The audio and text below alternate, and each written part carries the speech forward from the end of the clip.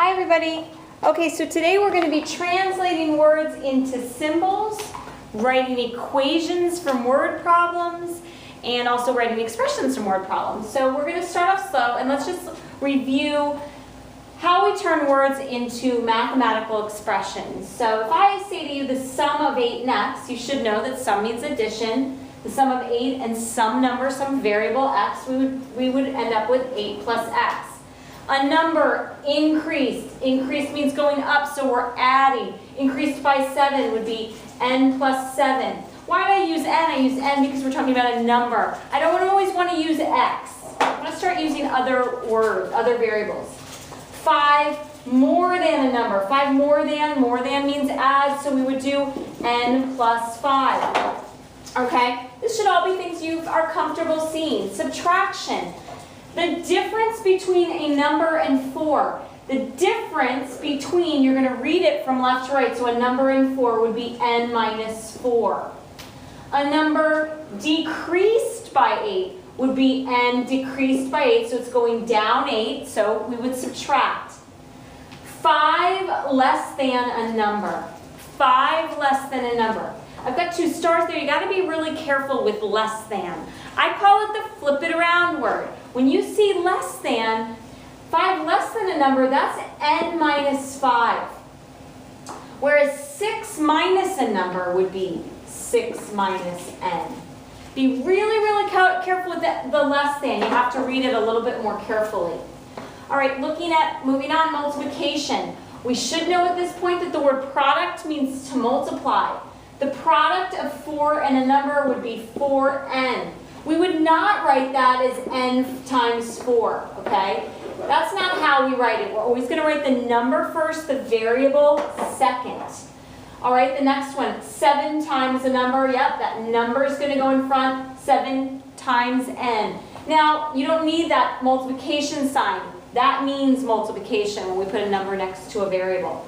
1/3 of a number. I know a lot of us would like to write 1/3 n, but I don't want you to be afraid of something like this. N over 3 does mean 1/3 n. So just want you to be careful. I tend to write it like this. Either way is fine. Okay, moving on to division. The quotient of a number and 8. Okay, the quotient of a number and 8 would be n divided by 8. Quotient means divide. A number divided by 10, so a number divided by 10. Again, review of pre-algebra, okay? Moving on. Actually, let me change the view to full screen. How about that? Oh, no, that's not going to work. Going back. All right, let's move on. There's a caution. I want you to be very cautious. I already said it. And in the art. Okay, so again, you have to be really cautious. The video stopped, so you have to be cautious when you see subtraction. 5 less than x is actually translated into x minus 5. So notice the 5 was first, and it's a tendency, we have this tendency to want to write it first. It's not. So that less than is what I call, again, the flip it around word. So what words would give you the expression 5 minus x? X less than 5. Noticing that 5 is first and it got flipped around in my sentence. So I want you to be really cautious here, guys, because it is going to be a place where you can make a mistake. All right, so do you understand? I gave you 5 problems that I'd like you to try, so I want you to pause now, and then I will come back and I'll give you the answers. So press pause and then come back to us.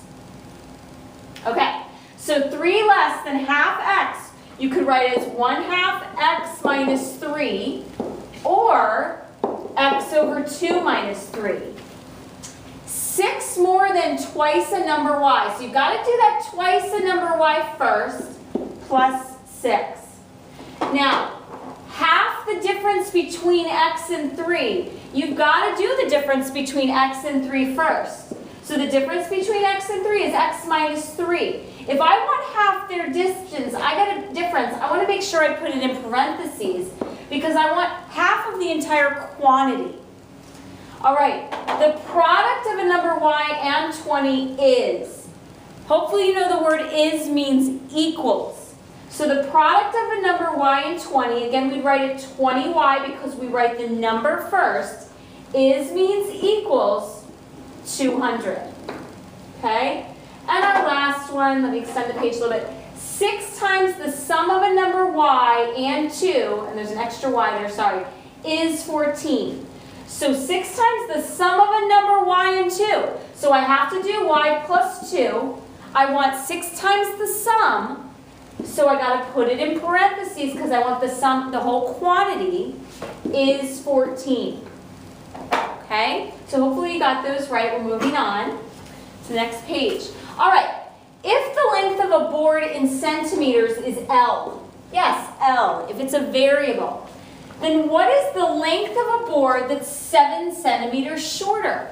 We're doing something called writing one length in terms of another. So if the length of the board is L, 7 meters shorter would be L minus 7. What about 6 longer? Longer means bigger, so L plus 6. Again, writing a variable in terms of another. All right, some key formulas. Notice I switched to red. I switched to red because these are key. They are important. Things that you should know, and if you don't, I want you to spend some time memorizing. You need to know the area of a rectangle. Area, we can't switch to red there, sorry. Area equals length times width. Perimeter of a rectangle. P equals 2 length plus 2W. Okay, let's think about that for a second. If I want the perimeter, I want everything around the sides of it, so there'd be 2 lengths and 2 widths. Distance, the distance formula. D equals R times T. R is the rate, also called the velocity, and T is the time. Okay? And the last one is the cost formula. Cost is equal to the number of pieces you have times the price. These are in your book, so if you need to go back and make sure you understand them, they are in your book, listed as key terms, okay? All right, moving on. We want to find the area and the perimeter of a rectangle with length 10 and width W. All right, so I'm going to look at that area formula. Area equals length times width. Well, my length, they already said to me, was 10, and my width is W, so my area is just 10W. All right, my perimeter formula again, P. Perimeter equals 2L plus 2W. All right, so we've got P equals, my length is 10, so 2 times 10. Whenever I plug something into an equation, I always put it in parentheses. That way I don't forget it helps me when the expressions get bigger. All right, and then I've got 2 and the W stays W. I would evaluate 2 times 10, so P equals 20 plus 2W. There's my area and my perimeter. All right, moving on. You and your friends get 2 pizzas at P dollars each and 4 salads at $2 each. How much do you and your friends spend? Well, I'm going to use that cost formula. And cost equals number times price. So your friends, you get 2 pizzas at P dollars. That's 2P. There's 2 of them. The price is P. Then you get 4 salads at $2 each, right?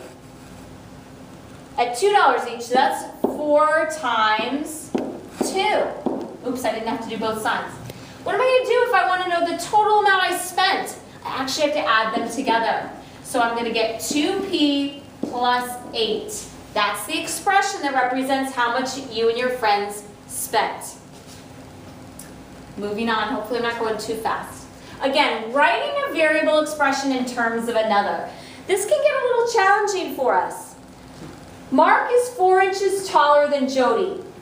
If Jody's height is h, so they're telling me what the variable represents, then Mark's height would be, if he's taller, would be h plus 4. All right, let's try that. Ruth weighs 5 pounds less than Aaron. If Ruth's weight is R, then Aaron's weight is, so I'm writing Aaron in terms of Ruth. And Aaron weighs more than her. So it would be R plus 5. Aaron weighs more than Ruth because Ruth weighs 5 pounds less. Okay? If Aaron's weight is E pounds, then Ruth's weight is, well, E minus 5 because Ruth is 5 less than Aaron. All right, moving on. This changed ever so slightly when we want equations versus expressions. Twice the sum of a number and 4 is 10. All right, twice the sum. So we know we've got to do that sum of a number and 4. So n plus 4. I want twice of it, so I need parentheses. Is means equals is 10. All right, I said a stop and a caution. Why? Why did I say stop and caution? 3 less than half the number is 15. I'm hoping you're saying to yourself that it's less than, so I've got to be cautious. 3 less than half a number is 15. I'm going to work with that is 15 first. Equals 15. Half a number, I want 3 less than it. Less than is my flip it around word, so I'm going to do half a number. So n over 2 minus 3 equals 15. So just be cautious for me. All right, last thing. This is the hardest part. Choose a variable to represent the number described by the word in parentheses, and then write an equation that represents the given information. So first we're looking at hourly rate. So I'm going to let R equal the hourly rate. That's called a let statement, and I'm going to talk more about that in the next lesson. So I let R equal my hourly rate, and we want to write an equation. The distance traveled in 3 hours of driving was 240 kilometers. I'm going to have to use that D equals R times T.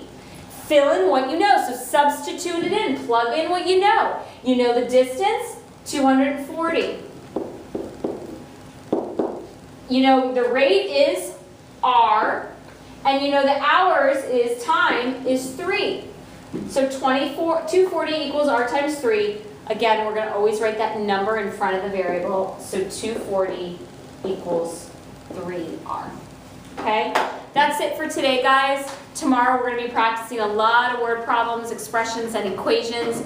Hopefully, if you felt like it was a little bit too fast, you can just go back and rewind. Have a great night.